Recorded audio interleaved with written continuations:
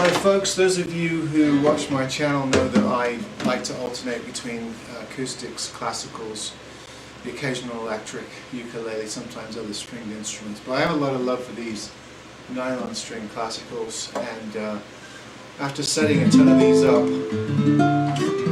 lots of different brands, I'd like to put a word in, an extra word, since I've already done a video on both of these brands.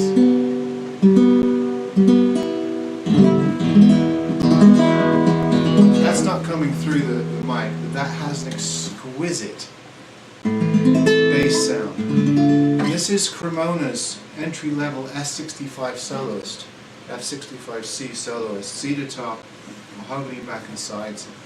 And I tell you, if I was getting started in classical guitar right now, I would get one of these. Really super guitars, solid top, European made. I've done videos on Cremona, but I've just set up another batch and I'm baffled how good these are for the money. Really nicely made, good attention to detail. With a little bit of setup, they make really fine classical guitars. And I've had the S65s, the F65s, the Rosa Morenos, the Fiesta FC models, some of the smaller 3/4 size I've had, and they're all just really well done. I'd like to get my hands on some of the higher end models like Soleil's, and I'll show you if that ever comes about. But one of these entry-level F65 or S65 Cremonas, if you can get it for around $300, $325, I think it's unbeatable. I think it actually beats the Cordoba C7s and C9s. That's just my opinion. I really do like the Cordoba as well, but I really think Cremona's really giving them a run for the money. And just alongside that, I'd like to put another word in for these. This is a Lag classical guitar, a French company. I don't think these are made in France, but they're designed there. I've had videos on these too, and these are the OC400 model, and you can see hopefully the Occitan cross at the bottom there. That's their signature. They do everything, all their sound holes like this.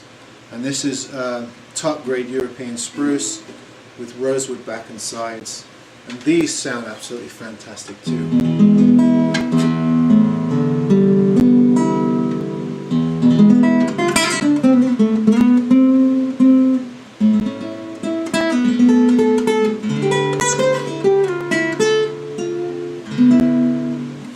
The only reason why I started out with the Cremona guitar, this one's right up there, is this costs a bit more. I think this is going to be more up in the $400, $450 range for this one, probably because of the rosewood.